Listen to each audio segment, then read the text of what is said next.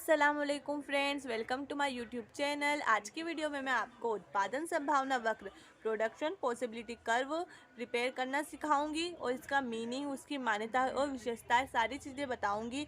और वीडियो के एंड में मैं आपको उसकी तालिका और रेखा चित्र भी बताऊंगी, जिससे आप बहुत ही सिंपल तरीके से उत्पादन संभावना वक्र समझ सकते हैं।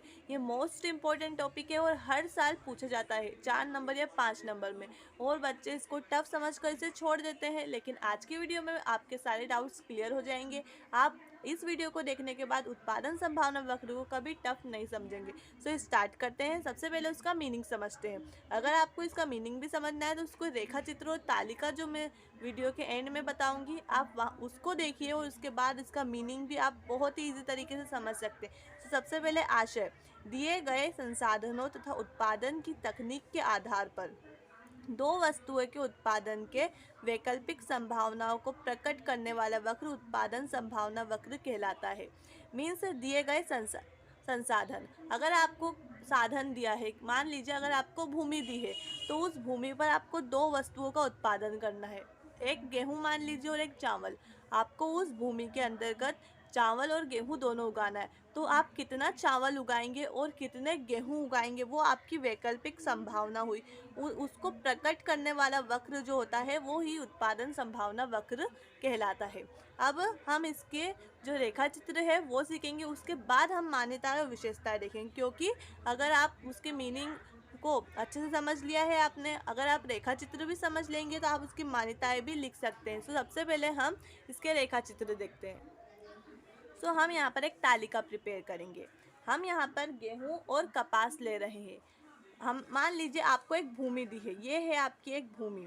आपका साधन क्या है? जमीन। ये आपका साधन हुआ। आपको यहाँ पर गेहूं और कपास दोनों उगाना है। अब मान लीजिए आपको गेहूं उगाना है तो ये 10 इकाई की ज़मीन है। आपको यहाँ पर गेहूं भी उगाना है, चावल भी। तो आप क्या करेंगे? या तो गेहूं उगाएंगे या फिर चावल। तो आपने पूरी जगह में गेहूं कितना उगाया? 0। और कपास कितना? पूरी जगह में कपास उगा लिया।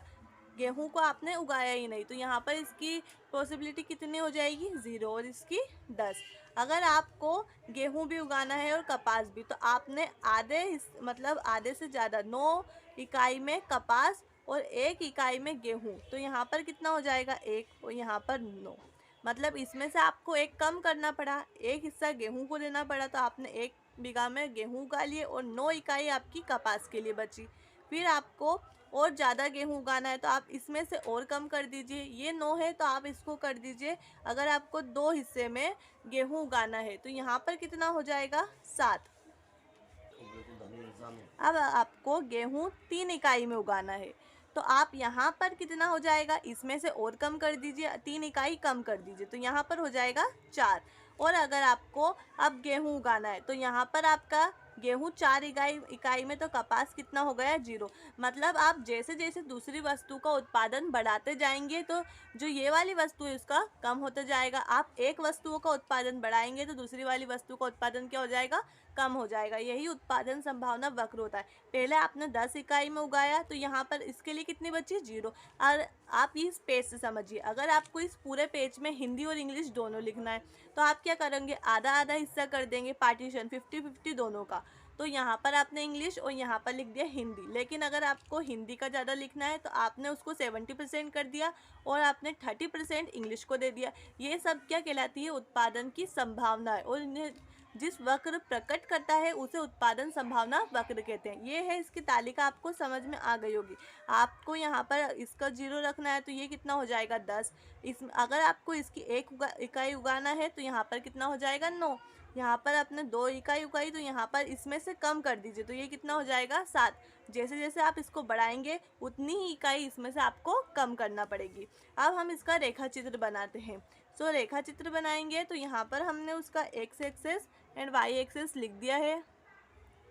ये हमने यहाँ पर लिख दिया है। यहाँ पर हमने 2-2 का डिस्टेंस ले लिया है और यहाँ पर हमने जो हमारी इकाई थी 1 2 3 ये सभी लिख दिए। ये वाली साइड आपके गेहूं की है, x एक्सेस वाली, और y एक्सेस वाली साइड है कपास की।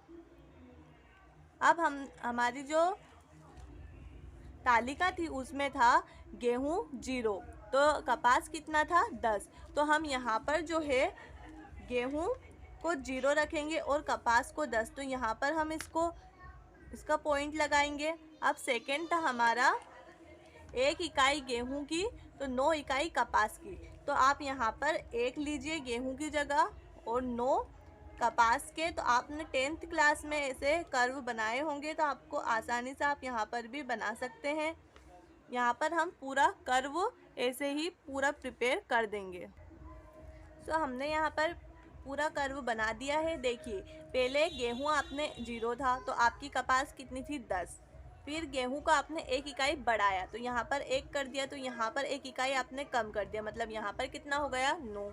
यहाँ पर आपने 2 करा तो यहाँ पर आपकी 2 इकाई और कम हो जाएगी, तो यहाँ पर बचेगा 7। ऐसे ही आप जितना जितना बढ़ाएंगे उतना ही दूसरी वस्तु की इकाई क्या होती जाएगी, कम होती जाएगी। ये हो गई तालिका और ये इसका रेखा चित्र।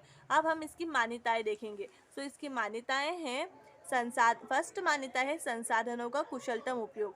मतलब आपको जो भी साधन दिए हो उसका आप कुशलतम उपयोग करिए, उत्पादन संभावना वक्र ने ये माना है। सेकेंड इसकी मान्यता है दिए गए संसाधनों के प्रयोग से केवल 2 वस्तुओं के उत्पादन ही किया जाएगा। मतलब आपको साधन जो दिया है केवल आप 2 वस्तुओं के ही उत्पादन कर सकते, 3 वस्तुओं का नहीं। यहाँ पर उत्पादन संभावना वक्र की जो मान्यता है उसने ये माना है। थर्ड मान्यता है संसाधन सभी वस्तुओं के उत्पादन में एक समान नहीं होते। मान लीजिए आपको भूमि दी है तो अगर आप उस पर गेहूँ भी उगाना चाहते हैं और चावल भी, तो ऐसा हो सकता है कि वो गेहूं के लिए अधिक उपजाऊ हो और चावल के लिए कम। मतलब वो सभी के लिए क्या होगी, अलग अलग। तकनीक के स्तर को स्थिर मान लिया गया है। मतलब जो तकनीक का स्तर आपको दिया है उसे भी क्या मानेंगे, स्थिर। इसकी विशेषताएं हैं मूल बिंदु की ओर नतोदर। मतलब कि ये क्या होता है, मूल बिंदु की ओर क्या होता है, ये नतोदर मतलब कॉनकेव होता है। इसका आकार कैसा होता है, ऐसा। तो ये क्या होता है, नतोदर। सेकेंड है नीचे की ओर ढालू। मतलब जो उत्पादन संभावना वक्र है वो ऊपर से नीचे की ओर आता है, नीचे से ऊपर की ओर नहीं आता है। सो अगर आपको ये पूरा उत्पादन संभावना वक्र समझने में कोई भी कठिनाई आई हो तो आप मुझे कमेंट में पूछ सकते हैं, मैं आपको वहाँ से बता दूंगी। और अगर आपको मेरी वीडियो पसंद आई हो तो प्लीज़ मेरी वीडियो को लाइक, शेयर एंड मेरे चैनल को सब्सक्राइब जरूर कीजिए।